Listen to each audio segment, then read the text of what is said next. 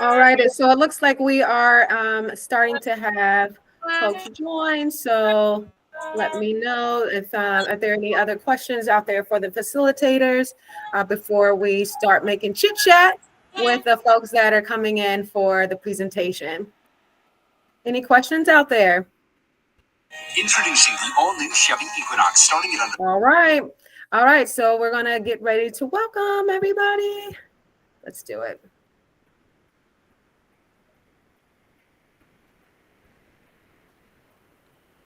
Hi there, welcome to CPS, Finding the Middle Ground, an introduction to middle school teaching with CPS with Cincinnati Public Schools.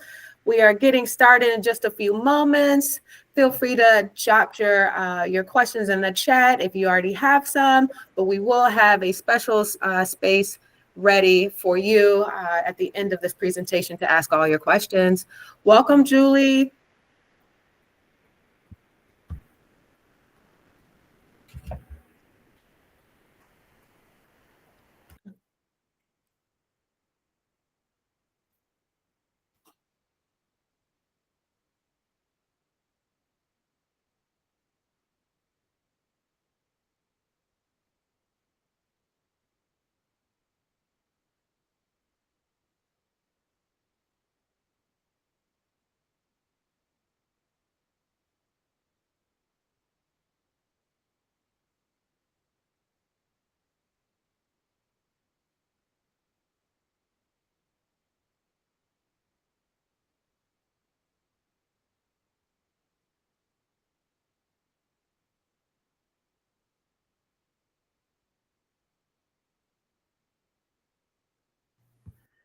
All right, so welcome. It is 6:31. As folks, I just want to respect everybody's time who has joined us for our faculty and staff for Cincinnati Public Schools.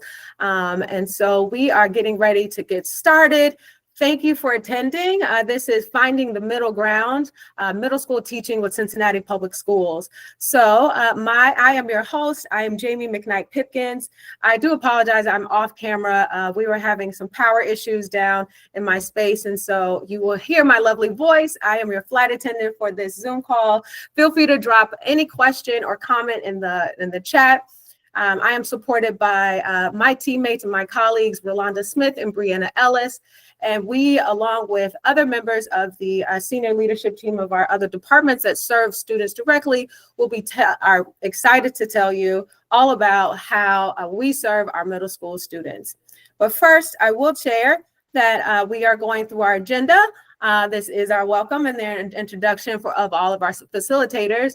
I am asking that each facilitator introduce themselves, their name, of course, how long you've been with Cincinnati Public Schools, your role within your department when you begin your section. So we will start off with a few words with Principal Battle. I just wanted to share we all wanted to give an opportunity to hear from a senior leader, a school leader, about what middle school is like and what that looks like for Cincinnati Public Schools. So Principal Battle, take it away. Well, I apologize. I'm driving right now because I just left the FDMC. And so just give me a second. I'm 10 minutes away from my house. Can we come circle back? Absolutely. It's my pleasure too. Just let me know.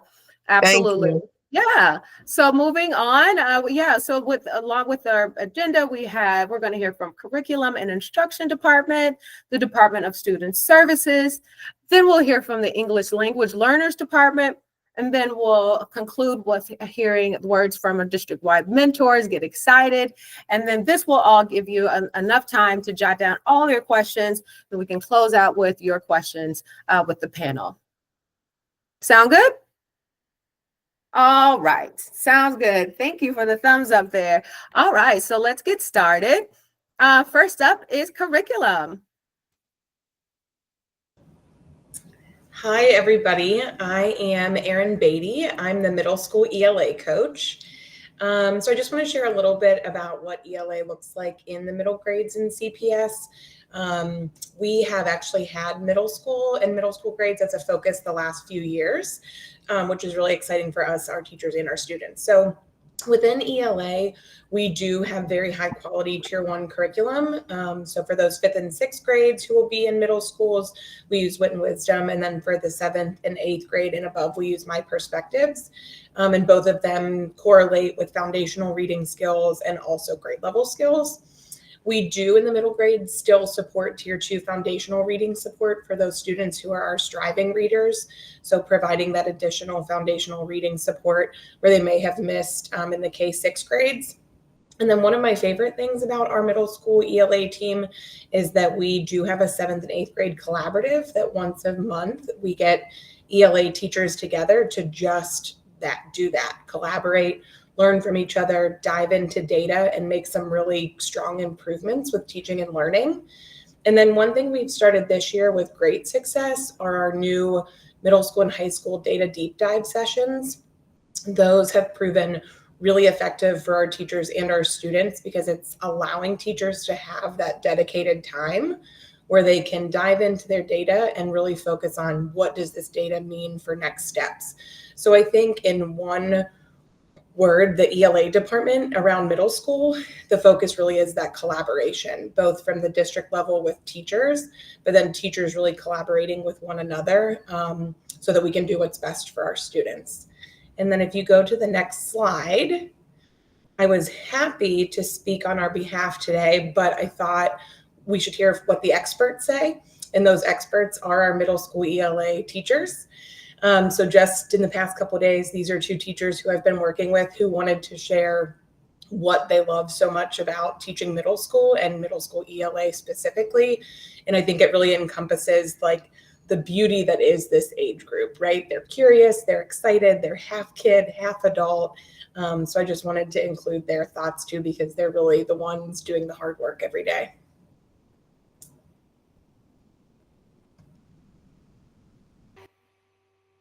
Hi, everyone. I'm Krista Edmondson, the high school math coach for Cincinnati Public Schools. It is my 10th year with the district, and prior to being a curriculum and instruction coach, I taught 7th and 8th grade math and science within CPS.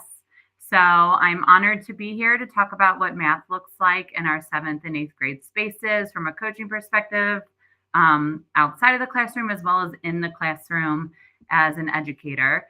And so just like Erin shared, the math department has really been focusing on that collaboration aspect. We started with our Algebra 1 teachers, and this year added full day collaborations for our 8th grade math teachers as well as our 7th grade math teachers, and giving teachers that opportunity to have district-wide conversations in such a large district has been really, really beneficial. And the community that the teachers are creating in those spaces have shown to be highly effective. And you can see some of the pictures on the screen from some of our collaborations where teachers are getting training with our curriculums, best practices, hands-on materials that they have access to within their classroom so that they can apply their learning right away. We also have standards-aligned high-quality curriculum to support our students and prepare them for high school. Currently, our 7th and 8th grade kiddos are using Savas and Vision for our curriculum. There is conversation about utilizing iReady, which is the curriculum that our K-6 teachers are using with math students. And some of our middle schools are having the opportunity in the conversation around if in those buildings our students will use iReady or continue with Savas and Vision for 7th and 8th grade. And so that decision is solely being put on the teachers. We are collaborating. We are opening up that conversation. Teachers are diving into the resources for their tier 1 and tier 2 supports to make the best educated decision for our students, which I think is really valuable. You can go to the next slide.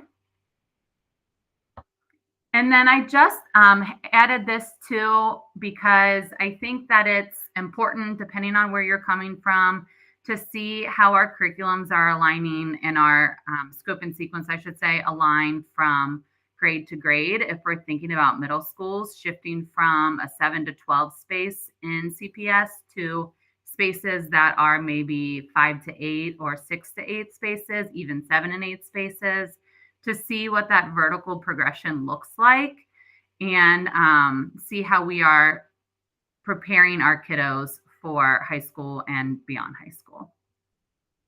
So if you are an incoming potential math teacher, this would be something that would be great for you to use that QR code or the tiny URL and check it out at a later time if you're unfamiliar. Thank you. Thank you. Good evening. Jamie, did you want to interject something before I started? Oh, no, I'm so sorry. I just said thank you. Go ahead. That's good.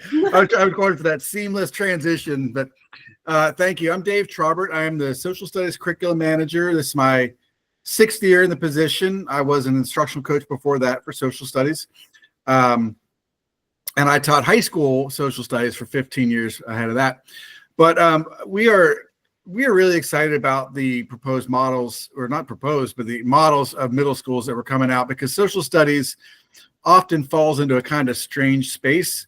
I agree with Krista that sometimes when you're in a 7 to 12 building, those 7th and 8th grade teachers don't always get the support, especially in social studies, which is not tested in 7th and 8th grade. And then when you're in a K-6 building, in many of the spaces, those teachers are also teaching more than one subject. And rightfully so, there's so much focus on English language arts and mathematics that social studies often gets backburnered. So we are looking for keeping social studies front and center in the middle schools that we're coming up with. And we support literacy in all of our curriculum. So we have, if you've been in the district, you know we've adopted both TCI, which you might know as History Alive, and the DBQ project. Both of those have highly engaging student-to-student discourse, student ownership of the work, inquiry-based learning. In that kind of diagram at the top there, it shows, they'll even show you how to set up your classroom to maximize student-to-student discourse. And that's in every lesson in TCI or History Alive. The DBQ project, if you're not familiar with it, it allows for students to come to their own conclusions based on their own interpretation of historical documents. So they'll give you a topic like Hammurabi's Code, but they're not looking for a specific answer. They might ask you to find evidence, and you could find evidence that it was just or that it was unjust, depending on how you decide to define what just means. So there's great ways to get those middle school students whose brains are just bursting with wanting to learn and wanting to talk and wanting to figure things out on their own. Our curriculum is designed to do that. We've also got, this is K to 12, but if you would be new to those middle grades, we have one-page planning guides to take almost all the time out of your planning and let you focus on getting your classroom set up and building those relationships with your students. It tells you which lessons are recommended, what engagement strategies are recommended, a rough timeline of how long it takes and what lessons to do each week.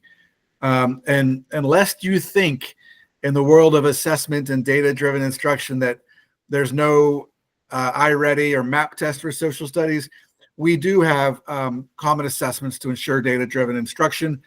They just look a little bit different in social studies, but we know that these middle schools are going to be great spaces for growth, for student growth, and we are going to really focus our coaching to make sure those middle school teachers are highly supported, especially when it comes to finding data that will help drive your instruction and to support literacy. If you have any questions about anything social studies related, feel free to reach out to me. But if you got a social studies background or endorsement and you're looking for a spot where you might want to fit in, I agree with everybody else. That age group is a great time where kids are still young enough to let their curiosity guide them, and maybe young enough still to follow our leadership and guidance a little bit more. I don't know if I put that right, but I will pass the mic on to science. And if you have any questions, drop them in the chat for us. Hi, everyone. My name is Connie Noble, and I am an elementary science coach. I have taught mainly 5th and 6th grade science, but also 8th grade science. And we are very excited with the middle schools coming to Cincinnati Public this year. And our curriculum, K-8, is Amplify. It's one of the best curriculums in the country. And it really takes away a lot of the planning. There's slideshows for all the lessons, student sheets, and it is our Tier 1 instruction. There's no textbook, so students are expected to use their CPS device for the most part. There's hands-on activities and online lab. There are simulations, and there's at least one every week. We also, in our curriculum maps, we align free and reduced cost local field trips and school programming to all science units and by grade level. And we have some great resources for those. 8th grade science is a state tested subject for the Ohio Department of Education. And so there is a lot of support that the science team is going to be providing into the middle grades. So we're really excited that you're here. If you're a science teacher, we're excited to have you and look forward to meeting you.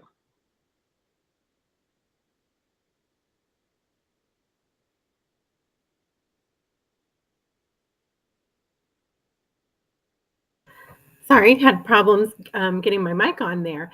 I'm Sarah Morales, and I am the World Languages Manager for CPS. In CPS, we offer 12 different languages and several different program types, K-12. Our 7th and 8th graders have had the opportunity to get an early start with languages or continue languages that they studied in elementary school in our current K-8 and 7-12 buildings. So we're really excited to extend that possibility to our new middle schools and junior highs because the earlier start you get in language, the more proficient you have the opportunity to become, which opens doors to things like college level credit and the seal of biliteracy towards graduation. And we want all of our students to have those opportunities. The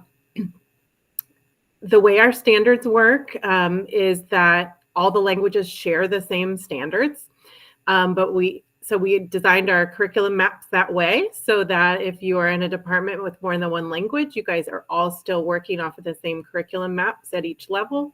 But we do have adopted resources that are standards aligned and high quality for each of the languages that we offer. So that's how we differentiate between the language. Especially for our middle school students, we offer different models of instruction that meet the goals and needs of each school. So those can be differentiated depending on the school's program. So we have exploratory, which is usually a rotation between several languages throughout the year. So the students can get a feel in that first year of what language they might fall in love with and like to study. We also offer the first year high school course taught over the span of 2 years, which some believe has shown to be more developmentally appropriate for the children of that age. So by the time they finish their last year, they will have a full high school credit. And then the third option, as some of our students do now, we also can allow 7th and 8th graders to take the full high school courses, and they can earn credit towards their high school transcript during the 7th and 8th grade in world languages.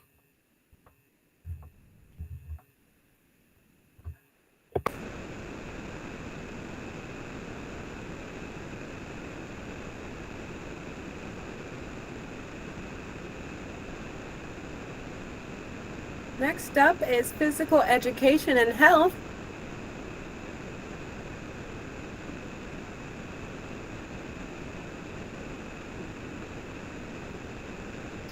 Okay.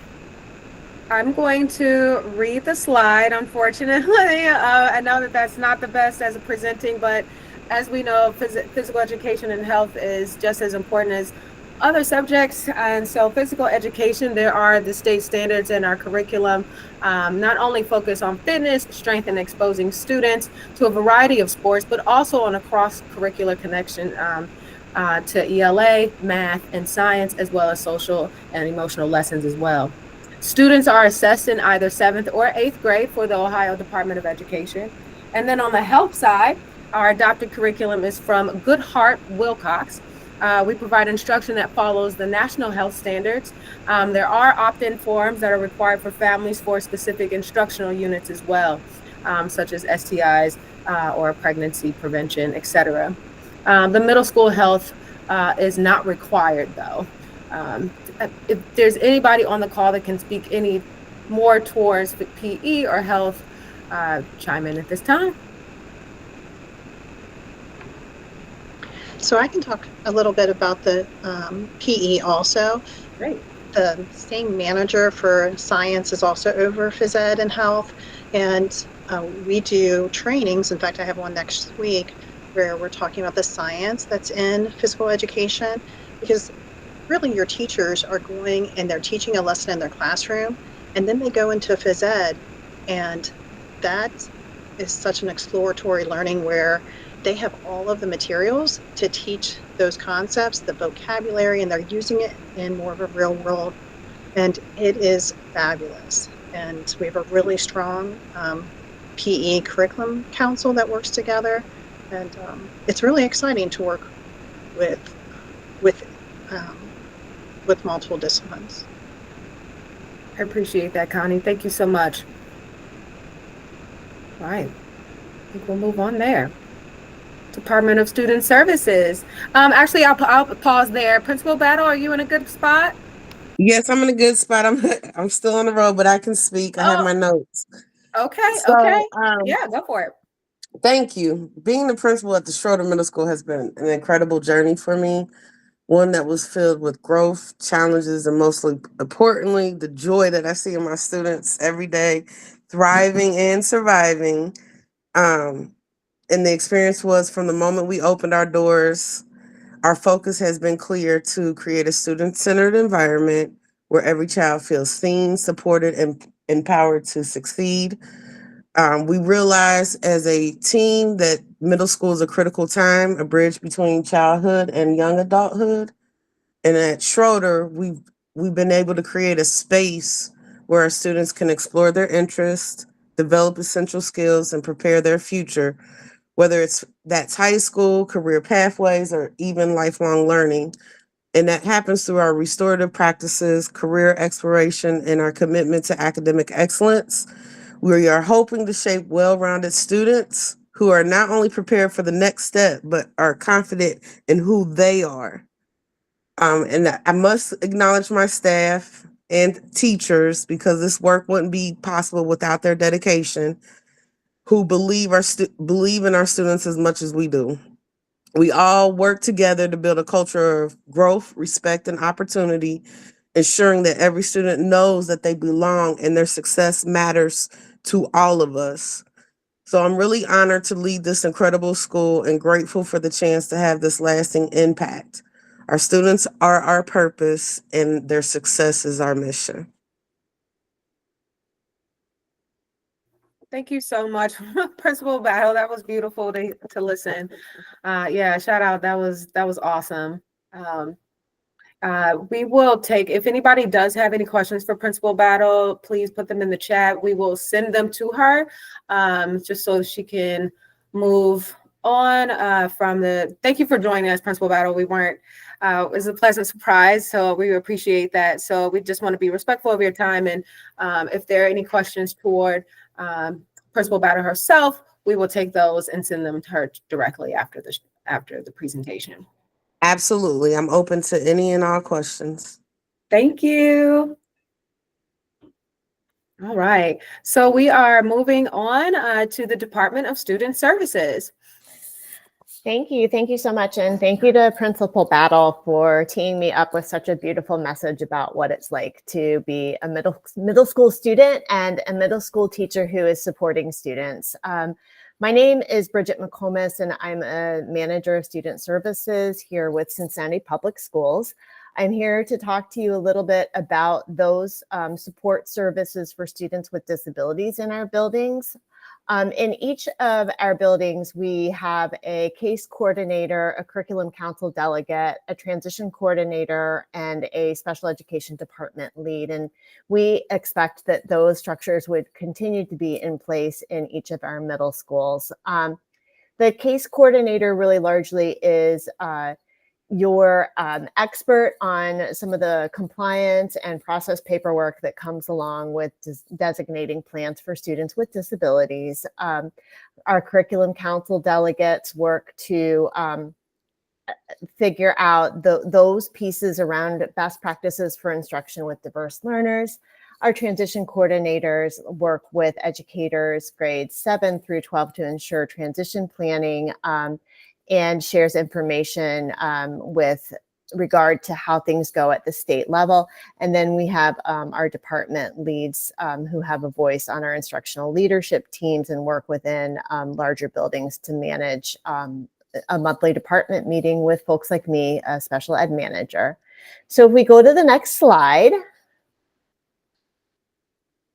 I do want to just dive a little bit deeper in the time that I have to talk about post-secondary transition planning. And so to prepare for this meeting tonight and to speak to you about becoming a potential middle school teacher with Cincinnati Public Schools, I had to think about the fact that for each student, it takes one teacher who is meaningful to make a difference. And I really did, for real. I pulled out a note that I had written to myself as a 7th grader.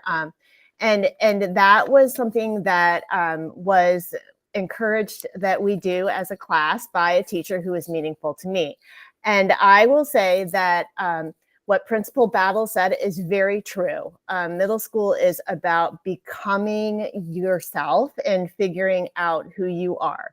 Because this note, which happened to be written when I was a 6th grader, was mostly about my friends and those things that my friends did, and then I also had included in there just a certificate of achievement on graduation from middle school, and so that kind of tees up what we're looking at in supporting students with disabilities, because we're looking at focusing on those preferences, interests, and needs, those things that make us unique as learners to help us plan for the next step. And so as students grow, we look at 7th graders looking at what are the career pathways that I want to learn about?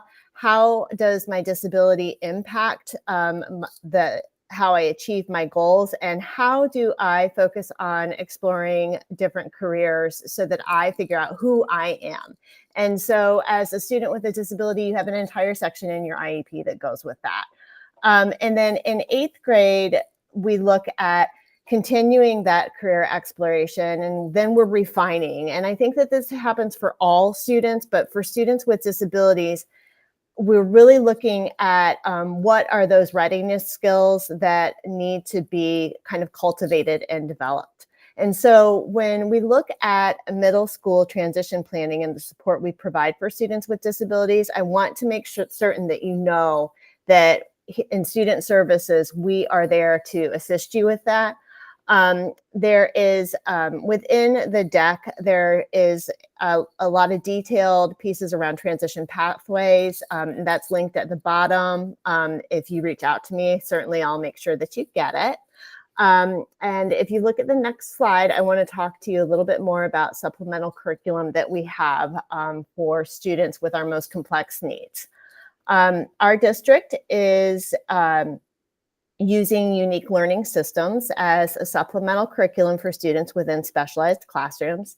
They have an extremely robust curriculum for transition planning and a transition passport. And so students who are within our specialized classrooms, either for multiple disabilities, social emotional learning, or autism, learn skills that guide them towards independence. They also learn skills that help them understand those life skills and functional pieces. And the picture at the bottom is one that might be a little difficult to see, especially if you're traveling today. But it is a picture of our curriculum access team who is assisting a group of middle schoolers at Dater.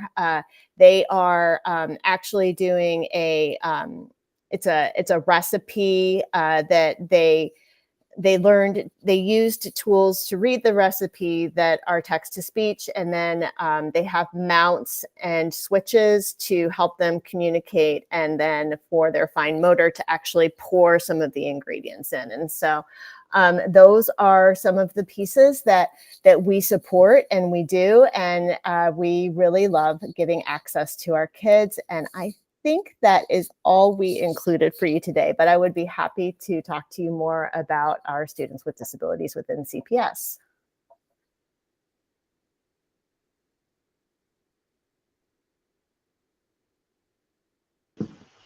Okay, I'm going to take this as my cue. My name's Adam Cooper. I am the manager of English language acquisition and access. We are also in the Department of Student Services, but I think I'm going to include several slides here today that really just speak to two major things, and that's just our collaboration with other departments and our wide range of supports that we offer. So while we're in the Department of Student Services, we work very closely with curriculum and instruction. We work very closely with family and community engagement, which is also, I think, a shining star of different departments in CPS that are able to access the resources of community partners and connect them directly with families. And so that is something we're very proud of being able to do for our multilingual families as well. And then we do have, I think that's part of the DSS piece is a lot of compliance concerns. But if you go to the next slide, I think you can also see that regardless of what those compliance concerns may be, or anything that might feel overwhelming in regards to curriculum and instruction or other concerns, we have a wide range of people across the district that are willing and able to help. So as we transition into having more middle school programs, we're able to adjust very quickly. So it's something that is also something we're proud of in our district, being able to be flexible and adjust to the needs of a changing population, regardless of where they might be. So we do have over 100 ESL teachers, 89 of which are in different school buildings. So teachers will be assigned to different schools depending on the population. So a couple of our new middle schools will have full departments of full-time ESL teachers there to support.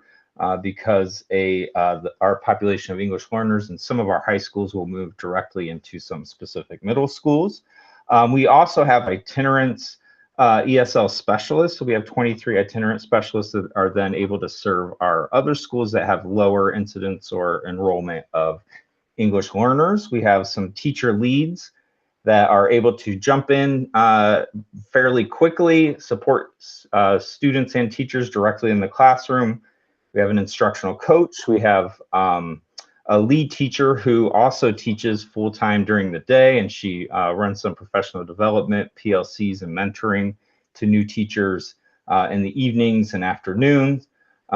You've heard a couple of our curriculum instruction coaches, mentors, and managers mention the curriculum councils. So that's also something that I don't see in a lot of other districts, but it's an excellent venue, forum for our teachers to get together, share their concerns, advocate for their needs in the classroom, the needs of students.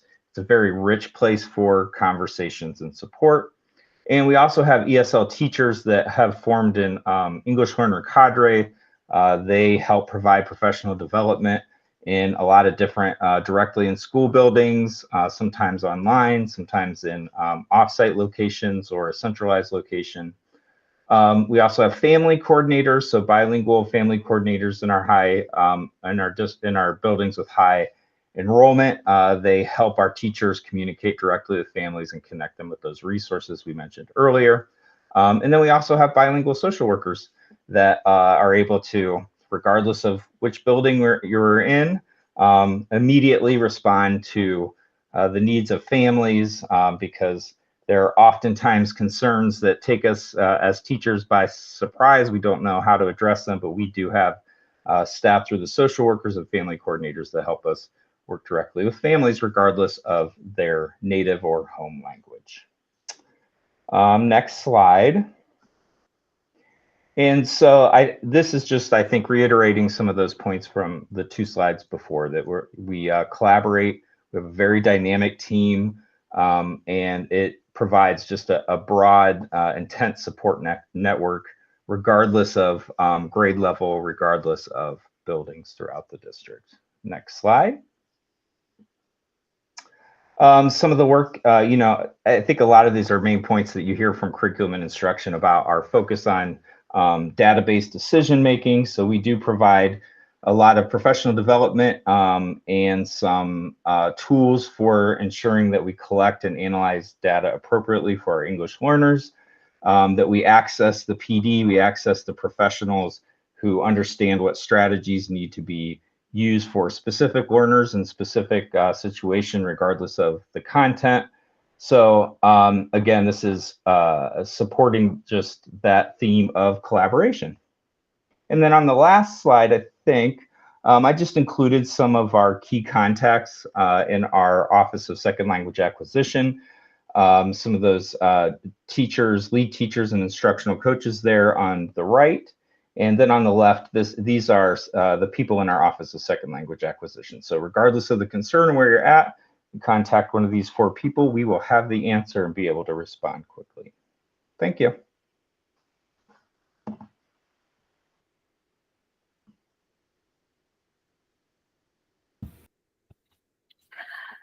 Good evening. I'm Shannon Binion, and I am a district-wide mentor. And so the district-wide mentors, we are part of the Peer Appraisal and Review Panel Committee. We have 9 members in our department, as well as a facilitator. And as you can see, our office has a wide range of experience in our department. And out of the 9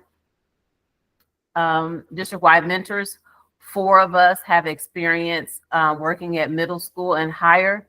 So the good thing about, what coming into CPS, and you can go to the next slide.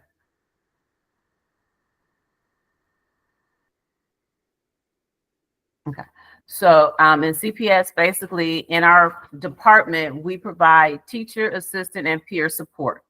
The district-wide mentors, like I said, it's a wide range of us. Teachers can request support. We offer support in the areas related to anything that's related to the Ohio Teacher Evaluation Systems, and whether or not also anything that's related to curriculum. So as a new teacher working in the middle school, you have the option to request support. And so there's also options that if you want support, or your principal, and so there's a lot of different support that's provided through our office. Next slide. Okay. So we have one-on-one support. Through our office, we meet with teachers one-on-one at a time that is convenient for you. You can, if you need help regarding modeling a lesson, that's, some support that we also provide. We provide teachers with anything. We do collaborate with coaches on areas related to the curriculum. If you need help, because I'm also an intervention specialist, another my colleague Akil is on the line. We are intervention specialists. So if there's areas related to working with students that have behavioral needs, we're able to assist in those areas as well. Next slide, please. Some of the key things is that when we start thinking about the support that we provide, it is customized and it is confidential support that's provided through our office. And, we are excited to help our teachers create an environment where the students and the teachers at the middle school level can thrive within CPS. And so if anybody needs any assistance, the district-wide mentors are always here to help.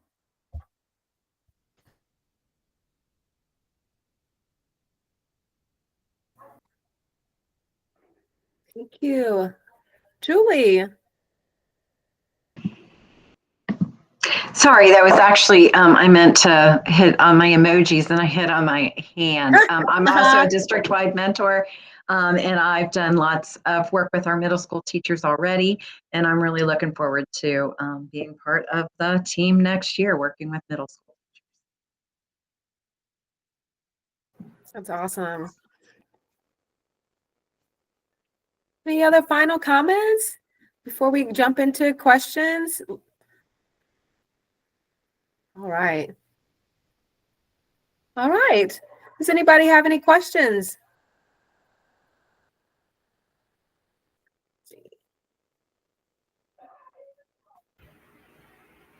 Amaya, we'd love to hear from you.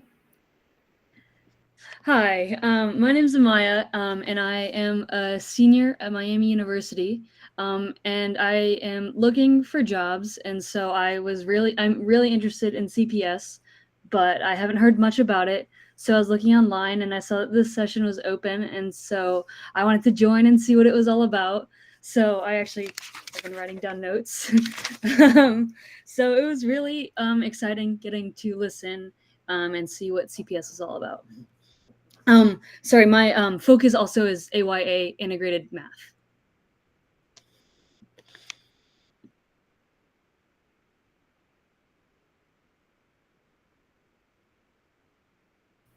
So you're welcome to join us on March 8th as well for our Cincy Experience teacher job fair over at Woodward High School. Check out the website for more details on that as well. Yes, I am already planning on going to that. I have a friend who works in CPS. Her name is Bailey Miller, and she's been telling me all about all the events that are going on for CPS to make sure that I'm on top of it. So I just wanted to see like what it's all about, see like the methods and things that you guys really prioritize in the school system. Thanks for joining us.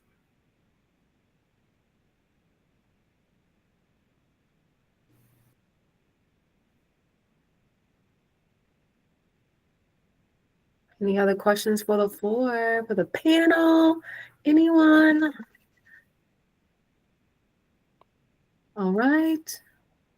Well, I will not hold these beautiful people any longer. I just want to say, one, thank you for everybody who's joined this. This was a quick turnaround. We went from planning this to be in person to virtual in a matter of hours. So I want to say thank you to everybody and shout out to Brianna Ellis, my colleague, who put this lovely presentation together and made sure everybody knew where they were supposed to be and what we were talking about. So we truly appreciate that on behalf of the recruitment and engagement team. We want to say thank you to all the school leaders, department leaders, Amaya, and all the others who are listening in to how we do middle school. And so we hope that you join us in our future recruitment. Absolutely. Our future recruitment events, again, we invite everybody out to Cincy Experience on March 8th. Come and join us the day before to get some more school tours in your bucket, and then we'll have a good time. So I wish everybody a happy and great evening, and we'll close it out. Thank you. Bye, everybody. Jamie, Yeah. if you go to the next slide, there is the exit ticket. Yes. You want to explain that, Brianna? Yep. You can just use the QR code, scan the QR code, and there's just a couple of questions regarding how the presentation was tonight. Awesome. Yolanda, any final words before we close out? I think you said it all. Sounds good. I appreciate everybody again. I'm so grateful that we were able to do this, and have a good evening. Thanks, Take Jamie. care. Bye. No problem. Bye-bye.